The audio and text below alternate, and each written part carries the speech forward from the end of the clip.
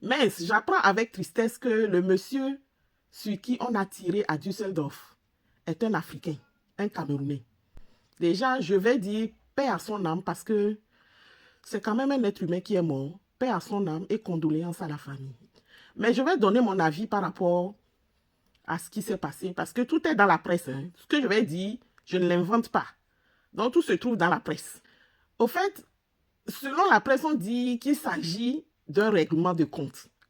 Quand on dit règlement de compte et qu'il y a un Africain qui est mêlé, cela veut dire que c'est un cas d'escroquerie. Vous voyez où l'escroquerie peut amener? Parce qu'une personne qui se sent escroquée, hein, une personne à qui on a pris tout son argent et qui se retrouve à plat, cette personne est capable de tout. Oui, il est capable de finir avec et aller en prison. Il s'en fout.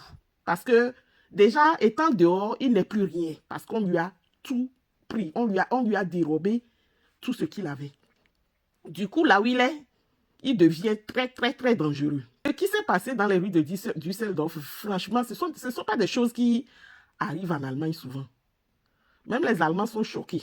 Quand tu lis les commentaires, tu vois que les Allemands sont choqués d'apprendre que dans la rue, au feu rouge, on peut finir avec quelqu'un comme ça. C'est une personne qui vit la vie de luxe. Je vais vous mettre des vidéos ou bien des photos à l'écran, vous allez voir. Il vit la vie de luxe.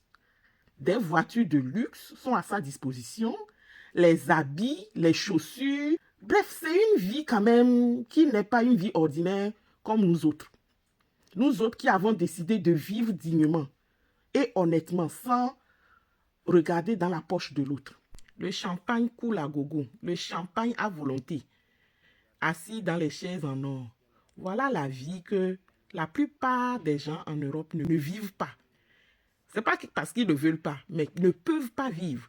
Et que les gens qui sont en Afrique, qui n'ont jamais mis pied dans un avion, pensent qu'ils sont des fainéants. Parce que quoi? Ils ne friment pas. Ils ne portent pas le Louis Vuitton. Ils ne portent pas le Versace. Ils ne portent pas des habits de luxe. Voilà, à 49 ans, très jeune. Tu pars très jeune, tu vas où?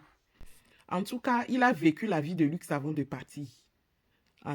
Tout ce qu'on peut dire, c'est paix à son âme et que Dieu l'accueille dans sa dernière demeure.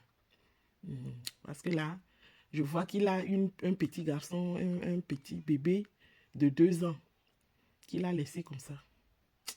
C'est triste, hein?